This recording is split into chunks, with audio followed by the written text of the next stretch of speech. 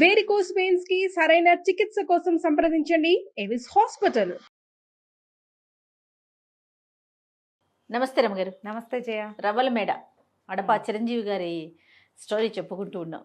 వల్లభసింహుడు జయంతుడు ఈ ఊళ్ళో ఉన్నారు భుజంగపురంలో.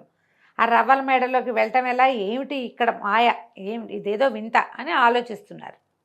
అయితే ఏమైంది, ఈ బయట ఉన్న ఫోటోలు, ఆ రవ్వల మేడ బయట కొన్ని ఫోటోలు కనపడ్డాయి వీళ్ళకి. దాని మీద ఆలోచిస్తుంటే ఈ మన వల్లభసింహుడికి ఒక ఐడియా వచ్చింది. ఏం చేశాడు, తన దగ్గర ఆ అమ్మాయిది పటం ఉంది, మదన మంజరిది ఫోటో గీసి ఇచ్చారుగా, అది మీ జయంతుడిని నువ్వు రవ్వల మేడ చుట్టూతో తిరుగు, ఆను పను తెలుసుకో అని పంపించి ఒక కాగితం తెప్పించుకుని సేమ్ అదే పిక్చరు రెండో దాని మీద వేసాడు. వేసి చిన్న చిన్న మార్పులు చేశాడు, దాంట్లో చేసి పటాలు రెండు ఇట్ట బల్ల మీద పెట్టాడు, అది గోడ కానిచ్చి పెట్టాడు. సాయంకాలం దాకా రవ్వల మేడ చుట్టూతా ఆను పాను తీసుకుని వస్తున్నటువంటి జయంతుడు ఈ కుర్రాడెవరు, ఈ అబ్బాయి ఎవరు అని అడిగాడు. ఆ ఫోటో చూసి చాలాసేపటికి అతనికి అర్థమైంది, మదన మంజరి ఫోటోనే మగవాడి ఫోటోగా మార్చాడు ఇతను. ఒక అబ్బాయి ఫోటో ఆల్రెడీ మదన మంజరి ఫోటో, ఆ రెండో ఫోటో ఎవరా అనుకున్నాడు. చాలాసేపటికి అతనికి అర్థమైంది. అప్పుడు వీళ్ళకి నిర్ధారణ అయింది, బహుశా ఈ రవ్వల మేడలో ఈ అమ్మాయి ఏమైనా మగవేషంతో వచ్చి పోటీకి దిగిందేమో. ఆ పటం చూపించేసరికి ఈ అబ్బాయిని మేము చూసాం అన్నారు. ఆడపిల్ల ఫోటో ఎవరు చూడలే. అదే ఆడపిల్లకి మగవేషం వేసి చూపించిన ఫోటోని మార్చాడు, రూపం మార్చేసరికి అది చూశారు. సరే ఇప్పుడు ఏం చేద్దామంటే అని ఈ రెండు పటాలు పట్టుకెళ్ళి చక్కగా పెద్దగా గీశారు. వాటిని ఫ్రేమ్ లాగా చేయించి గట్టిగా ఇలా మడత పడిపోకుండా నీట్గా పైన కింద కర్రలు పెట్టి, చిన్న కర్రపుల్లలు పెట్టి నిలబెట్టాడు దాన్ని. రవ్వల మేడ ఎదురుకుండా ఉన్న భోజనాలు పరహారశాల ఉందిగా, ముందు రోజు వీళ్ళు ఫుడ్ తెప్పించుకున్నారు. అక్కడ ఒక కర్రకి వాటి రెండింటిని తగిలించి వాటి దగ్గర కూర్చున్నారు. ఇక్కడే కూర్చో అని జయంతుడిని కూర్చోబెట్టాడు. నేను ఇప్పుడు రాను, నువ్వు కూర్చోమనేసరికల్లా ఏమైంది, ఆ జయంతుడు అక్కడ కూర్చుంటే చాలాసేపటికి ఒక అమ్మాయి ఇచ్చింది. ఎవరో ఎంతగాడా నువ్వు అని. అమ్మాయి చక్కగా ఉంది, ఈ అమ్మాయి కాదు అని ఇంకొక అమ్మాయి. ఎవరు ఏమిటి వీళ్ళెవరు అని అడిగితే ఏమో అన్నాడు. ఆ అమ్మాయి మీద కొంచెం మైమరుపుగా ఉంది. ఒక ఆడపిల్ల వెతుక్కుంటూ వచ్చి మాట్లాడితే సరదాగానే ఉంటుంది. వీళ్ళిద్దరూ సరదా మాటలు మాట్లాడుకునేసరికి వల్లభసింహుడు వచ్చేసాడు. వచ్చి ఎవరు ఏమిటి అని కనుక్కున్నాడు. ఈ వచ్చిన అమ్మాయి పేరు సారంగి. మీ పేరు ఏమిటంటే, నా పేరు అందరూ పిలిచేది కాదు, మా అమ్మ ప్రేమతో పిలుస్తుంది. ఎప్పుడైనా నా భార్య రేపు వివాహం అయ్యాక నా భార్య ప్రేమతో పిలవగలదు. వల్లభ అని ఎవరు పిలుస్తారు, కన్యలు ఎవరు పిలవలేరు. నా పేరు ప్రేయసి మాత్రమే పిలవగలుగుతుంది. తప్పి తగిలి వివాహం అయితే భార్య కూడా పిలవగలుగుతుంది. మా అమ్మ ఒక్కతే ప్రేమగా పిలవగలదు అనేసరికి అతని పేరేమిటో కూడా ఈ అమ్మాయికి అర్థం కాల. ఏదో పొడుపు కథ పొడుస్తున్నాడు అనుకుంది. వెళ్ళి కరెక్ట్గా రవ్వల మేడ లోపలికి వెళ్ళిపోయింది. వెళ్ళాక అక్కడ మదన మంజరికి చెప్పింది, ఇవాళ నేను నీ పటాన్ని చూశాను అని. ఆ మదన మంజరి లోపల ఉంది. ఆ రవ్వల మేడలో చిత్రలేఖతో పాటు మదన మంజరి కూడా లోపలే ఉంది. ఆ అమ్మాయి కూడా ఇక్కడికి పోటీకి వచ్చి మగవేషంలో మొదటి పోటీ దాటేసి కత్తి యుద్ధంలో ఓడిపోయి దాసిగా అయిపోయింది. కాకపోతే రాజకుమార్తెను తెలుసుకుని దీన్ని సోదరిగా భావించి తన దగ్గర అట్టు పెట్టుకుంది. రాజకుమార్తె అలంకారాల్లో లేదు, సామాన్యమైన అలంకారాలతో ఇక్కడే ఉండిపోయింది. బయటికి వెళ్ళేందుకు లేదు, గడప దాటి వెళ్ళడానికి వీలు లేదు కదా. ఈ సారంగి కూడా ఎక్కడో దారిలో దొరికింది ఆ అమ్మాయికి, ఆ మదన మంజరికి. సారంగిని కూడా తనతో పాటు లోపలికి తీసుకుపోయి తన దగ్గరే అట్టు పెట్టుకుంది. ఎవరు ఈ అమ్మాయిని ఓడిస్తారా అని చూస్తున్నారు వాళ్ళు. సరే ఎప్పుడైతే తమ పటాలు వచ్చినాయంటే మన ఊరి నుంచే వచ్చారు. ఆ పటం గీసి, అది కూడా రాజకుమార్తెకి సర్వాలంకార శోభితంగా ఉన్న ఫోటో, అది ఎవరో ర్యాండమ్గా వేసింది కాదు. అంటే ఇది లోపల నుంచే ఈ పటం తెచ్చుకున్నారనమాట. ఆ రెండో పటంలో ఎవరో మగవాడు, కానీ తరిచి చూస్తే అది నీలాగానే కనపడుతోంది. వీళ్ళకి ఏదో కీలకం తెలుసని ఈ అమ్మాయి వీళ్ళని కలవడానికి వచ్చింది. మదన మంజరి మాట్లాడుకున్నాక అప్పుడు డిస్కస్ చేసుకున్నారు. ఏమిటి అంటే, ఈ పోటీలు గెలవటం కష్టం, ఇది తెలిసి నేను ఆమెని పరీక్షించడానికనే వచ్చా. మా నాన్నకి చెప్తే రానివ్వడని వచ్చాను. నేను ఇక్కడ దొరకబడిపోయిన 6 నెలలు అయింది, నేను ఇక్కడే ఉన్నా అంటే ఇతను చెప్పాడు, నేను ఆ ఫోటో చూసే నిన్ను వలిచాను, ఇది నేను చేయగలనో లేదో అనుకున్నా, మేము ఎక్కడో వెతకాలని మేమనుకుంటే నువ్వు ఇక్కడే దొరికావు మాకు, ఈ అమ్మాయిని నేను ఓడిస్తానంటే అదంత సులువు కాదు, ఇంకొక సిస్టమేటిక్గా చేస్తుంది. ఒక 12 మంది పండితులు ఉంటారు. 6 పండితులు చిత్రలేఖ వైపు, 6 పండితులు రెండో ఎవరు ప్రతిస్పర్ధిగా లోపలికి వెళ్తారో పోటీ చేయడానికి వాళ్ళ వైపు. సమాధానాలు చిత్రలేఖతో పాటు పండితులు కూడా ఒప్పుకోవాలి. చాలా చదువుకుంది అమ్మాయి. అదొకటి. రెండోది, కత్తి విద్యలో ఆమెకి రాని విద్య లేదు అసలు. 2 చేతుల్లో కత్తులు ధరించి కూడా యుద్ధం చేస్తుంది. ఈ 2 పోయాక మూడోది మరీ కష్టం. ఇతనికి ఏమనిపిస్తుంది అంటే, ఇంతమంది ఎలా దొరికిపోతున్నారు ఒక్క అమ్మాయి దగ్గర? ఏదో మాయో మర్మమో ఉంది. అంటే ఈవిడ ఏమంటుందంటే, మదన మంజరి మహాద్భుత సౌందర్యవతి. ఆమె సౌందర్యం చూసి మైమరిచిపోయి కాన్ఫిడెన్స్ పోయిన వాళ్ళు కొంతమంది, ఆమె వెనకాల కనపడుతున్న దాసదాసి గణమంతా ఓడిపోయిన వాళ్ళే అని తెలిసి కాన్ఫిడెన్స్ పోయేవాళ్ళు ఇంకొంతమంది. యుద్ధంలో ఆడదే కదా అని కాన్ఫిడెంట్గా ఉంటారు. ఆ అమ్మాయి 2 సార్లు కత్తులు తిప్పేసరికి అమ్మో అనుకుని ఓడిపోతారు. నేను కత్తి విద్యలో ఓడిపోయాను, నాకు అంత రాదు తనకు వచ్చినంత. అసలు 3వ విద్య దాకా వెళ్ళే, 3వ పోటీ దాకా వెళ్ళే వాళ్ళే ఉండరు. వెళ్తారు కొంతమంది. వాళ్ళు కూడా 2 రౌండ్లు ఉన్నాయి అందులో, తెలివితేటల రౌండ్స్ అవి. ఓడిపోతారు. ఓకే, ఇది జరుగుతోంది అని చెప్పేసరికి నేను చూస్తానన్నాడు. చూస్తానంటే సరే, ఈ అమ్మాయి లోపలికి వెళ్ళిపోయింది. ఇతను కొద్దిగా ఆనుపాను చూసుకుని ఏం చేశాడు, ముందు జయంతుణ్ణి పంపించాడు. నువ్వు లోపలికి వెళ్ళు, వెళితే నీకప్పుడు ఎక్కడ మాయామర్మం ఉందో మనకు తెలుస్తుంది. ఈ సూర్యవర్మని సమరబాహుని ఇద్దరిని పట్టుకో, వాళ్ళని కలుపుకో, వాళ్ళని విడిపించడానికి మనం వచ్చామంటే వాళ్ళు నీకు సహాయం చేస్తారని ముందు జయంతుడిని పంపిస్తే జయంతుడు మొదటి రౌండ్లోనే ఓడిపోయాడు. తెలివితేటల దగ్గరే, లేదా తెలివితేటలు గెలిచి కత్తి దగ్గర రాగానే పోయింది. అతన్ని చెట్లు పీకే పనిలో పెట్టారు. ఓహో, ఈ సారంగి ఇదేమిటి చెట్లు పీకేవాడినా నేను ప్రేమించాను అంటే, ఇతను ఏం చెప్పాడంటే, కాదు నేను లోపల ఉండటం కోసమే నన్ను ఇట్లా పంపించాడు, నేను ఇక్కడే ఉంటాను అని చెప్పి ఇక ఏం చేశాడు, ఈ సూర్యవర్మని సమరబాహుని వెతికి పట్టుకున్నాడు. నువ్వు ఫలానా వాడివి కదా అని అడిగి, ఇక్కడ ఏం జరుగుతోంది అంటే, వీళ్ళు ఏం చేశారు, ఆ మొత్తం భవనం చుట్టూ తిరిగితే చాలా పెద్దది. మొదట కట్టిన పురాతన భవనం ఒకటి ఉంది, దాని వెనక భాగం వైపుకి ఎవరిని వెళ్ళనివ్వరు. ఒక రోజంతా దాని చుట్టూతా తిరగ్గా వీళ్ళకి ఏం తెలిసింది, ఏవో యంత్రాలు ఉన్నాయి లోపల, వాటి తాళ్ళు వేళ్లాడుతుంటాయి కిందకి, ఒక తాళ్ళు ఉన్నాయి. అక్కడేదో పోటీ జరుగుతున్నప్పుడు ఇక్కడ చెలికత్తెలు తాళ్ళు లాగుతూ కనపడుతున్నారు. ఓహో, అంటే ఏదో ఒక పోటీలో ఇదేదో జరుగుతోంది. మొదటి 2 వేరు, మూడోది ఏదో పరీక్ష. అక్కడ గెలవలేకపోతున్నారు ఎవరు. అక్కడ ఈ అమ్మాయి ఏదైనా ప్లాన్ చేస్తోందేమో. సరే, అవన్నీ చెప్పారు, బయటికి కబురు అందించారు. ఇలాంటిది ఒకటి ఉంది, ఆ 3వ భవనంలో వెనకాల ఏదో జరుగుతుంది, ఏవో రకరకాల యంత్రాలున్నాయి, కొన్ని తాళ్ళున్నాయి, ఆ తాళ్ళు లాగుతారు సమయానికి. అక్కడి నుంచి ఈ పోటీ జరిగే ప్రదేశాన్ని చూడడానికి ఏదైనా అవకాశం ఉందేమో తెలీదు. అటువైపు వెళ్ళంగానే ఆడ సైనికులు కొంతమంది ఉన్నారు, బ్రహ్మరాక్షసులు లాంటి వాళ్ళు, వాళ్ళేమో మమ్మల్ని తరిమేశారు, నువ్వు ప్లాన్ చేసుకోమంటే సరే.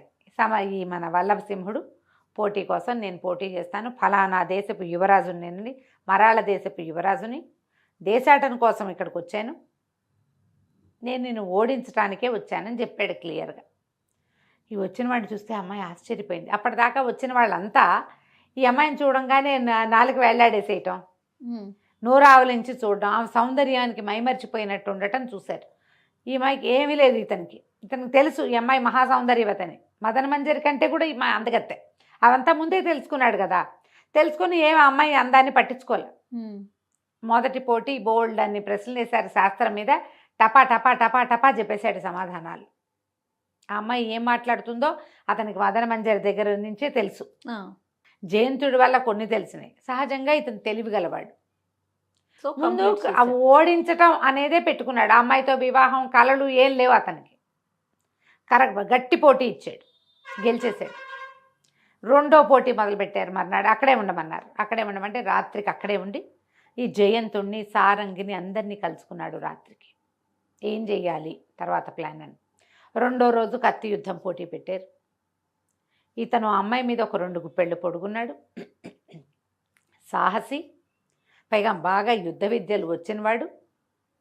ఆ అమ్మాయి కదలికలు చూసి భయపరిచిపోయే గుణం లేదు, మెయిన్ ప్రధానంగా అది ఉండకూడదు అసలు.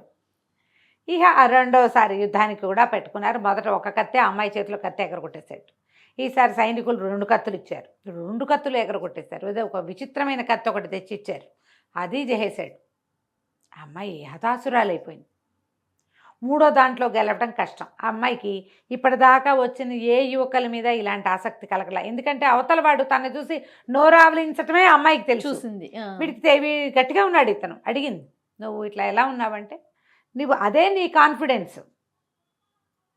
నేను నీకంటే సౌందర్యవతులను చూశాను అనంగానే, నీకంటే నాకంటే సౌందర్యవతి ఉంది అనంగానే డీలా పడిపోతారు ఇవతల వాళ్ళు. అంతేగా. ఇప్పుడు 3వ రోజు ఉండమన్నారు. 3వ రోజు పోటీ. 3వ రోజు పోటీకి ఆ 3వ రోజే ఈ యంత్రాలని వాడతారు వాళ్ళు. ఓ. అన్ని చిత్రమైనవి ఆ గదుల్లో ఉన్నవి. ఒక పావురాయి ఉంది, చెక్క పావురాయి. చుట్టూత వేల కొద్దీ పావురాలు ఉన్నాయి. పావురాలు గదంతా ఎగురుతున్నాయి.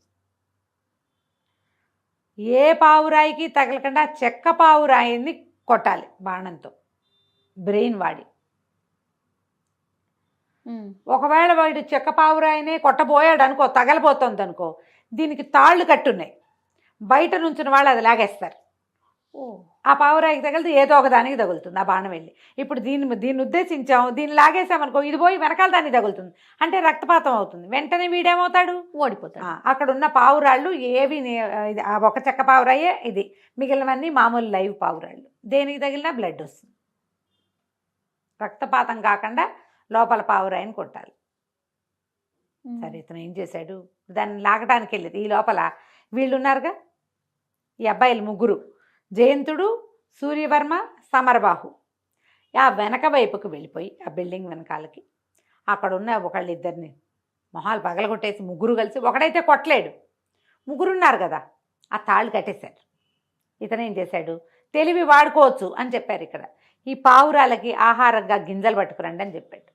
గింజలు నేల మీద పోసేసరికి గదంతా ఎగురుతున్న పావురాళ్ళు ఠకీమని గింజల కోసం కింద కూర్చున్నాయి. కూర్చునేసరికి ఏముంది, అక్కడ ఒకటే ఉంది. దాన్నేమో వాళ్ళు అక్కడ తాడు కట్టేస్తారు, తాడు గట్టిగా బిగించేస్తారు, అది అక్కడే కూర్చుంది. వద్ద కొట్టేశాడు పావురాయని. అమ్మాయి నిర్కాంతపోయింది. ఎట్లా చేయగలిగాడు, ఈ తాడు ఎందుకు లాగబడలేదో అమ్మాయికి అర్థం కాల. 2వ గదిలోకి తీసుకెళ్ళారు. 2వ గదిలో ఎన్ని తుమ్మెదలు ఉన్నాయో. అన్ని తుమ్మెదలు ఒరిజినల్ కాదు, ఒకే ఒక్కటి నిజమైన తుమ్మెద, మిగిలినవన్నీ చెక్క తుమ్మెదలు. గాల్లో ఎగరటం మాత్రం అవి యంత్రం సహాయంతో ఎగురుతున్నాయి. గుయ్యి అని మోత కూడా వస్తుంది. నిజమైన తుమ్మెదని పట్టుకోవాలి. ఎట పట్టుకుంటారు, అన్నీ గుయ్యి అంటున్నాయి, అన్నీ ఎగురుతున్నాయి, అన్నీ రెక్కలు అల్లాడిస్తున్నాయి. యాంత్రికంగా జరిగిపోతుంది అంతా. సరే, అబ్బాయి ఏం చేశాడు, మంచి వాసన వచ్చే పువ్వులు పట్టుకురండి అని పువ్వులు తెప్పించాడు. పువ్వులు తెచ్చిపోసేసరికి ఆ నిజమైన తుమ్మెద ఆ పువ్వుల వాసనకి దాని దగ్గరకు వచ్చింది. టక్కిని పట్టుకున్నాడు, ఇదిగో తుమ్మెదని. ఇలాంటివి ఎన్ని పరీక్షలు ఉన్నాయో లోపల. కొన్ని చోట్ల వాళ్ళ తాళ్ళు వాళ్ళ కంట్రోల్లో ఉండేవి. ఈ ప్రతి చోట తాళ్ళు లాగే అమ్మాయిల్ని పట్టేశారు వీళ్ళు 3 కలిసి. అన్ని పరీక్షల్లోనూ ఇతనే గెలుపొందాడని తెలిసిపోయింది. అందరూ చప్పట్లు కొడుతున్నారు, ఆ పండితులు చప్పట్లు కొడుతున్నారు, సైనికులు చప్పట్లు కొడుతున్నారు. అయితే అంతకుముందే మదన మంజరి అడిగింది చిత్రలేఖని, ఇతను కనుక గెలిస్తే ఎంత బాగున్నాడో అని మాట్లాడుకున్నారు. గెలిస్తే పెళ్లి చేసుకుంటావా అంటే, చిచ్చి నాకు మగవాళ్ళంటే ద్వేషం, పెళ్లి చేసుకోకూడదనే ఈ పోటీ, వాళ్ళ ఆస్తులు లాక్కోవడానికే ఈ పోటీలు అని చెప్తూ వచ్చింది. ఆ అబ్బాయి మీద మనసు ఉంది, అమ్మాయికి నచ్చాడు ఇతను. నోరావలించిన వాళ్ళని చూస్తే ఎవరికైనా ఆసక్తిగానే ఉంటుంది. పైగా ఇతను సాహసిగా, పరాక్రమవంతుడుగా, తెలివిగా, జ్ఞానవంతుడుగా ఉన్నాడు. కానీ వివాహం చేసుకునే ఉద్దేశం లేదు. ఈ చివరి పోటీల్లో గెలిచేసరికల్లా ఈ పోటీలు ఎప్పుడైతే మొత్తం పూర్తయినాయో, ఇతను గెలిచాడని బయటికి పహరా కాసేవాళ్ళు బయటకు చెప్పేశారు. హుటాహుటిన ఊరి రాజుగారు కూడా తరలిచ్చేసాడు. మరి ఎన్నేళ్ల నుంచో ఇక్కడ ఈ తతంగం జరుగుతోంది. కొంతకాలంగా 2-3 సంవత్సరాలుగా ఇదే పని. వచ్చిన ప్రతివాడు ఇక్కడ దొరకబడిపోవటమే. ఆ రాజుగారి దగ్గరికి వెళ్ళినా న్యాయం జరిగే అవకాశం కనిపించట్ల. అప్పుడు రాజాస్థానానికి తీసుకుపోయారు. ఈ యంత్రాలు, తాళ్ళు అన్నీ బయటపెట్టారు. గెలవడానికి కాదు, ఓడించటానికే ఇది ప్రయత్నం జరుగుతోంది ఇక్కడ అనేసరికల్లా రాజుగారు గట్టిగా ప్రశ్నిస్తే, తల్లి చెప్పింది పురుష ద్వేషం. ఒక రాజు వల్ల ఆమెకి ఇబ్బంది అయితే తమ దగ్గరికి వచ్చిన ప్రతి రాజుని అవమానించాలనే ధోరణి సరైంది కాదు కదా. అప్పుడు రాజు ఏమన్నాడంటే ఈమెకి శిక్ష నేను కాదు, ఆమె ఏదో పోటీ పెట్టింది, మాకెందుకని ఎవరి దారిని వాళ్ళు పోయారనుకో ఏ ప్రాబ్లము లేదు. అలా కాకుండా పోటీకి ఒడంబడి వెళ్ళారు వాళ్ళు, పోటీకి ఒడంబడి వెళ్ళారు, పోటీల్లో ఓడిపోయారు. గెలిచిన వాడు దీన్ని నిశ్చయించాలి, ఈమెను విచారించవలసిన వాడు గెలిచిన వాడు. అప్పుడు ఇతను ఏమన్నాడంటే వల్లభసింహుడు, ఎవరి ఆస్తి వాళ్ళకి ఇచ్చేసి, వాళ్ళ ఆస్తులన్నీ నువ్వు స్వాధీనం చేసుకున్నావు, నీ ఎవరి దారిని వాళ్ళని వదిలిపెట్టేస్తే కనుక నాకే అభ్యంతరము లేదు నిన్ను వదిలేయటానికి అనేసరికి ఇంకేం చేసింది, ఏ రాజ్యపు రాజకుమారిని ఆ రాజ్యానికి పంపించేసింది. చాలామంది సాహస వీరులు బోలంతమంది వచ్చారు, అందరినీ పంపించేసింది. కొంతకాలంగా 2-3 ఏళ్ళుగా ఈమె దగ్గర దాసులుగా ఉన్నారు. గడ్డి పీకేవాడొకడు, గడ్డి కోసేవాడొకడు, మొక్కలు నాటేవాడొకడు, గొప్పులు దవ్వేవాడొకడు, అందరినీ రిలీవ్ చేసేసింది. రిలీవ్ చేశాక అప్పుడు వీళ్ళు బయలుదేరి అతను అడిగాడు అప్పుడు, శ్రీచక్రపుర రాజే నీ తండ్రి, నువ్వు ఆయన కూతురువి అవునా కాదా అంటే ఆశ్చర్యపోయింది. ఎలా ఊహించావని, ఎందుకు ఊహించలేను, శ్రీచక్రపుర రాజు నీ తండ్రి అవ్వటం వల్లే శ్రీచక్రపుర రాజా యువరాణిని నీ చెల్లెల్లాగా నీ దగ్గర అట్టి పెట్టుకున్నావు. నువ్వు నీ తండ్రికి పుట్టింది కాబట్టి ఆమెను నీ దగ్గర ఉంచుకున్నావు. ఇప్పుడు నీకెలా పంతం అనుకున్న పని చేయాలనుందో మదన మంజరి కూడా అలాంటి లక్షణమే ఉంది, అందుకే వాళ్ళ నాన్నకు చెప్పకుండా ఇంత దూరం వచ్చింది అనేసరికి ఒప్పుకుంది.